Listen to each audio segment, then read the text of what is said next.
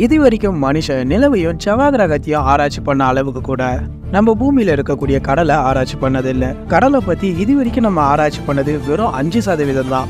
95% கடல்ல என்ன இருக்குன்னு யாருக்குமே தெரியாது.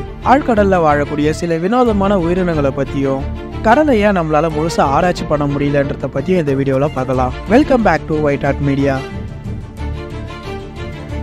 ஒரு பக்கம் மனுஷங்க 2050க்குள்ள செவ்வாய் கிரகத்துக்கே போய் வாழ்வாங்கன்னு பேசிட்டு இருக்க சொல்ல, இன்னொரு பக்கம் நம்ம பூமியில இருக்கக்கூடிய கடலையே நம்மளால ஏன் ஆராய்ச்சி பண்ண முடியலன்ற கேள்வி நமக்குள்ள எழும்புது.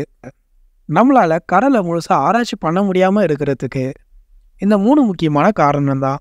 1, கடல்ல இருக்கக்கூடிய மோசமான சூழ்நிலை. 2, நம்ம கிட்ட போதுமான டெக்னாலஜி கிடையாது. 3, அதை விட முக்கியம், நம்ம கடலை ஆராய்ச்சி பண்ண டெக்னாலஜி உருவாக்குறோம்ல, அதுக்கு தேவைப்படுற காஸ்ட் அது நம்ம நினைக்கிறத விட ரொம்பவே எக்ஸ்பென்சிவாக இருக்கும். கடலில் இருக்கக்கூடிய மோசமான சூழ்நிலைகளில் 1 ப்ரெஷர். ஒவ்வொரு 10 மீட்டரும் நம்ம ஆழம் போக சொல்ல ப்ரெஷரும் அதிகமாகிட்டே இருக்கும். சாதாரண ஒரு மனுஷனால் 20 அடி ஆழம் வரைக்கும் போக முடியும். இதுவே எக்ஸ்பீரியன்ஸான ஆளுங்க 40 அடி ஆழம் வரைக்கும் போக முடியும். எந்த ஒரு எக்யூப்மெண்ட்டும் இல்லாமல் தண்ணியில் ரொம்ப ஆழமாக நீந்திய ரெக்கார்ட் படைச்சவர் யாருன்னு பார்த்தீங்கன்னா, ஆஸ்திரேலியாவை சேர்ந்த ஹர்பத் நீச் என்றவர் 702 அடி ஆழம் போயிருக்காரு. மனிதன் கடலில் இது வரைக்கும் அதிகப்படியான ஆழம் போனது 35,853 அடி. இந்த சாதனையை ஏப்ரல் 2019 அமெரிக்காவை சேர்ந்த விக்டர் வெஸ்கோவா பண்ணியிருக்காரு. Mariana அகழியில DSP limiting factor submersible மூலியமா இந்த சாதனையை பண்ணியிருக்காரு. இந்த ஆழத்துல கடலோட மேல் பரப்பை கம்பேர் பண்ண சொல்ல 1000 மடங்கு ப்ரெஷர் இருந்திருக்கும். ஒரு மனுஷன் மேல 50 ஜம்போ ஜெட்ஸ் வச்சா எப்படி இருக்குமோ அந்த அளவுக்கான ப்ரெஷர் அந்த ஆழத்துல இருந்திருக்கும். விக்டர் வாஸ்கோவோ சில மணி நேரம் தான் அங்க இருந்திருக்காரு. அந்த ஆழத்துல வாழக்கூடிய சில உயிரினங்களையும் பார்த்திருக்காரு. அது மட்டும் இல்லாம சில பிளாஸ்டிக்கும் அங்க பார்த்திருக்காரு. அடுத்து டெம்பரேச்சர். கடலோட ஆழத்துல ரொம்பவே கோல்டா இருக்கும். இந்த அதிகப்படியான குளிர் மனுஷங்களுக்கும் மிஷினுக்கும் பெரிய சவாலை ஏற்படுத்துது. அடுத்து கடல்ல இருக்கக்கூடிய இருட்டு. சூரியனுடைய ஒளியே போக முடியாத இடம்ன்றதுனால நம்ம பார்க்குற திசையெல்லாம் வெறும் பிளாக்கா தான் இருக்கும். நம்ம அந்த ஆழத்துக்கு ஒரு ஆர்டிஃபிஷியலான லைட் எடுத்துட்டு போனா கூட அதோட வெளிச்சம் ஒரு லிமிட் வரைக்கும் தான் இருக்கும். அதனால நம்ம இருக்கக்கூடிய சில மணி நேரத்துல அந்த லிமிட்டுக்குள்ளதான் ஆராய்ச்சி பண்ண முடியும். கடலை முழுசா ஆராய்ச்சி பண்ண முடியாததுக்கு இதுவும் ஒரு பெரிய ரீசன். Technology limitation. நம்ம கிட்ட இருக்கக்கூடிய டெக்னாலஜி பார்த்தீங்கன்னா சப்மெர்சிபிள். இது மூலியமா தான் கடலுடைய ஆழத்துக்கு மனுஷன் முதல்ல போயிருக்கான். ஆனா இது மூலியமா ரொம்ப நாள் தங்கி அங்க நம்மளால ஆராய்ச்சி பண்ண முடியாது. இதுக்கு ஒரு சில லிமிடேஷன் இருக்கு. அது இல்லாம பாத்தீங்கன்னா ROVs, ரிமோட்லி ஆப்ரேட்டட் வெஹிக்கிள்ஸ். இது சப்மெர்சிபிளை விட ரொம்பவே ஃபிளெக்சிபிள் தான். ஆனா இதுக்குமே ஒரு சில லிமிடேஷன் இருக்கு. இதால எல்லா டேட்டாவையும் கலெக்ட் பண்ண முடியாது. இந்த 2த்தை விட ரொம்பவே அட்வான்ஸ் ஆனது AUVs, autonomous under water vehicles. இந்த மிஷினால ரொம்ப நாள் தங்கி ஆய்வு செய்ய முடியும். ஆனா இதுல இருக்கக்கூடிய பெரிய பிரச்சனை என்னன்னா, அப்படி கடல் ஆழத்துல இருக்கிற பட்சத்துல இதுல தொழில்நுட்ப கோளாறு ஏதாவது ஏற்பட்டதுன்னா அதை நம்மளால சரி பண்ணவே முடியாது. இதெல்லாம் தாண்டி காஸ்ட் ஒரு பெரிய பிரச்சனையா இருக்கு. ரிசர்ச்சுக்கு தேவையான எக்யூப்மெண்ட்ஸ், இன்ஃப்ராஸ்ட்ரக்சர் எல்லாமே ரொம்பவே எக்ஸ்பென்சிவா இருக்கும். இது வரைக்கும் மனுஷங்க கண்டுபிடிச்ச ஆழ்கடல்ல வாழக்கூடிய சில வினோதமான உயிரினங்களை பத்தி பார்க்கலாம். Angular fish. த ஃபைண்டிங் நிமோன் படத்துல ஆங்குலர் ஃபிஷ் ஒரு காட்சியில வந்திருக்கும். இந்த ஆங்குலர் ஃபிஷ் ஆழ்கடல்ல மட்டும்தான் வாழுமா. அதிகபட்சம் 4 அடி வரைக்கும் வளரக்கூடிய இந்த மீனுடைய தோற்றத்தை பார்க்க ரொம்பவே பயங்கரமா இருக்கும். அதோட தலையில ஆண்டனா மாதிரி நீளமா ஒன்று இருக்கும். அதோட எச்சில் எறியக்கூடிய லைட்டை பயன்படுத்தி தான் இறைகளை அது வேட்டையாடுமா. அடுத்து கல்பர் ஈல். இதை பெலிக்கன் ஈல்னு சொல்லுவாங்க. அதோடைய உடம்பை விட பெரிய வாய்ப்பகுதியும் ரொம்ப தின்னான வால் பகுதியும் சின்ன கண்களும் இருக்கக்கூடிய வித்தியாசமான ஒரு மீன். இந்த ஈல் ஃபிஷ் 2லேருந்து 3 அடி வரைக்கும் வளருமா. இதுல ஒரு சில ஸ்பீஷியஸ் பார்த்தீங்கன்னா 20 அடி வரைக்கும் வளர்ந்துருக்கு.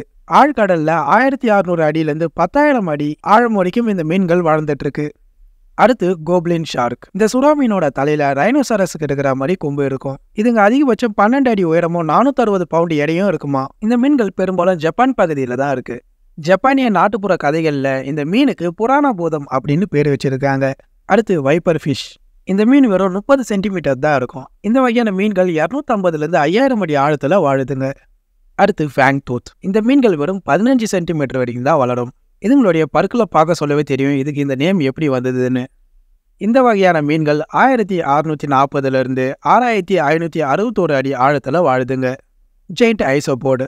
40 சென்டிமீட்டர் வரைக்கும் வளரக்கூடிய இந்த உயிரினம் 550லேருந்து 7000 அடி ஆழத்துல வாழுதுங்க. இந்த இனம் நண்டோடைய தூரத்து சொந்தக்காரங்கன்னு சொல்லலாம். இதுங்களுக்கு மொத்தம் 14 கால்கள் இருக்கு. அடுத்து ஜாம்பி புழுக்கள். இதை எலும்பு தின்னும் புழுக்கள்னு கூட சொல்லுவாங்க. இந்த உயிரினத்தை 2004 தான் முதல் முறையாக கண்டுபிடிச்சாங்க. இதுங்க 7 சென்டிமீட்டர் வரைக்கும் வளரும். அதிகபட்சம் 14,000 அடி ஆழத்துல வாழுதுங்க. இந்த உயிரினத்துக்கு கண்களும் கிடையாது, கால்கள் கிடையாது, வாய், வயிறு எதுவுமே கிடையாது. இந்த உயிரினங்கள் பெரும்பாலும் திமிங்கலத்துடைய எலும்பை தான் சாப்பிடுது. வாயும் இல்ல வயிறும் இல்ல எப்படி சாப்பிடுதுன்னு கேட்டீங்கன்னா, ஒரு வகையான ஆசிடை வெளியேற்றி எலும்புல இருக்கக்கூடிய கால்சியத்தை சாப்பிடுதுங்க. அடுத்து ஸ்டார்கேசர் ஃபிஷ். இதுக்கு இன்னொரு பேரே இருக்கு, த அக்லியஸ்ட் ஃபிஷ், அருவருக்கத்தக்க மீன். இதோடைய உருவ அமைப்புனால தான் இதுக்கு இந்த பேர் வச்சிருக்காங்க. இதோடைய கண்களும் வாயும் தலைக்கு மேல இருக்குமா. இதுங்களுடைய ஒரு சில ஸ்பீஷியஸால ஈல் ஃபிஷ் மாதிரி எலக்ட்ரிக்கை ப்ரொடியூஸ் பண்ண முடியும். இதுங்களை ஏதாச்சும் தாக்க வர சொல்ல இதுங்களை பாதுகாத்துக்க 500 வோல்ட் வரைக்கும் எலக்ட்ரிக் ப்ரொடியூஸ் பண்ணுது. இந்த எலக்ட்ரிக்கை வச்சு ஒரு குதிரையை சாவடிக்க முடியும். அடுத்து பிளாக் டிராகன் ஃபிஷ். பாம்புகளை போல உடல் அமைப்பு, கோரமான பற்களோட இருக்கிற இந்த மீன்கள் 3300 அடி ஆழத்துல வாழுதுங்க. ஆண் டிராகன் ஃபிஷ்ஷை விட பெண் டிராகன் ஃபிஷ் 8 மடங்கு அதிகமா வளருமா. கடல்ல ஒளியே இல்லாத இடத்துல இது லைட்டை ப்ரொடியூஸ் பண்ணுது. அந்த வெளிச்சத்தை பார்த்து சின்ன சின்ன மீன்கள் வர சொல்ல அந்த மீன்களை வேட்டையாடி சாப்பிடுது. இது போல நிறைய வினோதமான உயிரினங்கள் ஆழ்கடல்ல வாழ்ந்துட்டு இருக்கு. ஒரு காலத்துல வாழ்ந்த மெகலடன் ஷார்க்கே இன்னமும் இந்த ஆழ்கடல்ல வாழ வாய்ப்பு இருக்குன்னு நிறைய பேர் நம்பிட்டு இருக்காங்க. இந்த மெகலடன் ஷார்க் இனம் அழிஞ்சு பல நூற்றாண்டு ஆனாலும் சமீபத்துல இந்த மெகலடன் ஷார்க்கை வச்சு வந்த சில படங்கள்னால மக்களுக்கு இந்த ஷார்க் இன்னும் உயிரோடு இருக்குமோ என்ற ஆச்சரியம் இருந்துகிட்டே இருக்கு. அதே போல கடல் கன்னிகள். இந்த கடல் கன்னிகளை பத்தின கதைகள் அடிக்கடி நம்ம காதுக்கு வந்துகிட்டே இருக்கும். சோஷியல் மீடியாவில் சில புகைப்படங்கள், சில வீடியோக்கள்லாம் கூட நம்ம பார்த்துருப்போம். அதே சமயம் நம்ம இன்னும் 95% கடலை ஆராய்ச்சியே பண்ணலைன்றது தான் உண்மை. இது போல எத்தனை வினோதமான உயிரினங்கள் வாழ்ந்துட்டு இருக்குன்றது நமக்கு இன்னும் சரியா தெரியாது. உங்களுக்கு கடலோட ஏதாச்சும் அனுபவம் இருக்கா? இல்லை இந்த கடலை பார்க்க சொல்ல உங்களுக்கு எந்த வகையான உணர்வு ஏற்படும்ன்றத கமெண்ட் பண்ணுங்க. அண்ட் மறக்காம நம்ம சேனலை லைக் பண்ணுங்க, ஷேர் பண்ணுங்க, சப்ஸ்கிரைப் பண்ணுங்க. நன்றி, வணக்கம்.